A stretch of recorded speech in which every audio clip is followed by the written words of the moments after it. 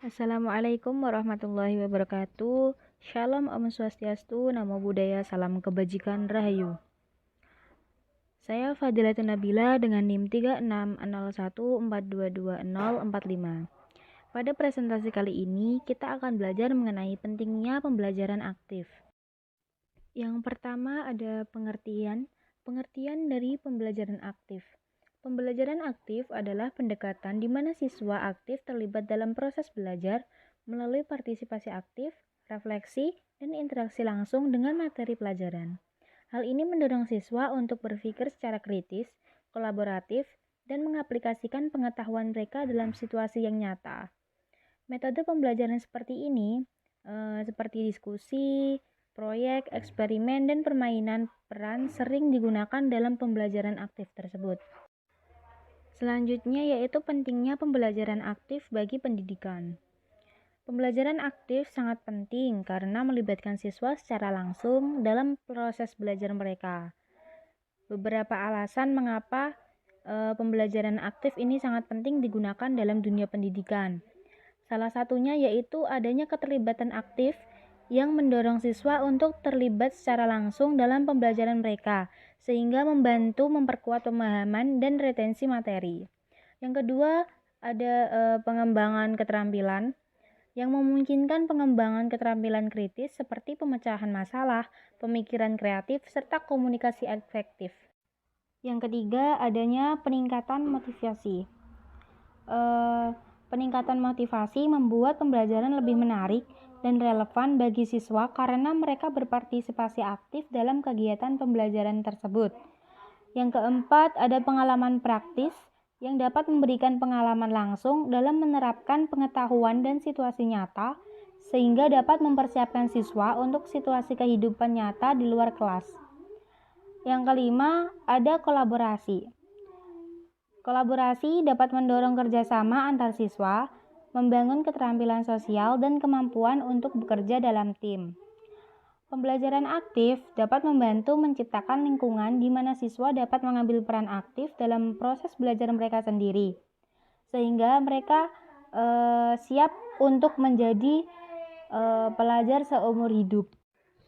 Selanjutnya ada ciri-ciri pembelajaran aktif. Ciri-ciri pembelajaran aktif yang pertama yaitu interaktif dan partisipatif. Interaktif sendiri berarti bahwa pembelajaran aktif itu melibatkan komunikasi kedua arah antara guru dan siswa, serta antara siswa satu sama lain. Ini melibatkan diskusi, pertanyaan, tanggapan, dan respons yang aktif terhadap materi pelajaran. Teknologi sering digunakan untuk memfasilitasi interaksi seperti platform online, permainan edukatif, atau perangkat lunak pembelajaran interaktif. Sedangkan partisipatif di sini berarti bahwa pembelajaran aktif lebih menekankan keterlibatan aktif siswa dalam proses belajar. Siswa tidak hanya mendengarkan informasi dari guru, akan tetapi mereka juga terlibat dalam kegiatan, percobaan, proyek atau tugas, serta diskusi yang memungkinkan mereka mengonstruksi pemahaman mereka sendiri. Ini dapat mencakup kelompok diskusi, studi kasus, simulasi, atau kegiatan kolaboratif lainnya di kelas. Ciri yang kedua yaitu penerapan keterlibatan siswa. Penerapan keterlibatan siswa adalah proses di mana guru atau pendidik itu menciptakan lingkungan pembelajaran yang dapat mendorong partisipasi aktif si siswa dalam proses belajar. Hal ini melibatkan penggunaan berbagai strategi, teknik, dan metode untuk memotivasi, melibatkan, serta mengaktifkan siswa dalam pembelajaran tersebut. Dalam praktiknya, penerapan keterlibatan siswa melibatkan penggunaan beragam pendekatan pembelajaran, seperti menggunakan teknologi, permainan peran, proyek, diskusi, pertanyaan terbuka, dan pengalaman praktis lainnya. Tujuannya tidak lain adalah untuk menciptakan lingkungan di mana siswa merasa terlibat, tertantang, dan terinspirasi untuk belajar. Proses ini mencakup pemahaman mendalam tentang kebutuhan, minat, bakat, dan gaya belajar individu siswa, sehingga guru dapat menyesuaikan pendekatan pembelajaran untuk memaksimalkan keterlibatan siswa. Selanjutnya ada metode pembelajaran aktif. Metode pembelajaran aktif ada 3. Yang pertama yaitu PBL atau Problem Based Learning. PBL di sini merupakan metode pembelajaran di mana siswa itu menghadapi masalah nyata yang relevan dengan materi pembelajaran. Mereka bekerja secara mandiri atau dalam kelompok untuk menyelidiki, menganalisis, serta menemukan solusi atas masalah tersebut. Pendekatan ini memungkinkan siswa untuk mengembangkan pemecahan masalah, keterampilan berpikir kritis, serta penerapan pengetahuan dalam konteks nyata. Metode pembelajaran yang kedua yaitu Inquiry Based Learning. Metode ini menekankan pada penemuan, eksplorasi, dan investigasi siswa terhadap konsep-konsep tertentu. Siswa mengajukan pertanyaan, serta melakukan penelitian, dan nantinya akan menarik kesimpulan sendiri melalui proses eksplorasi yang dipandu oleh guru. Metode yang ketiga yaitu Cooperative Learning.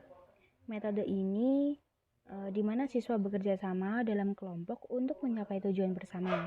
Mereka akan saling mendukung, kolaboratif, dan belajar satu sama lain.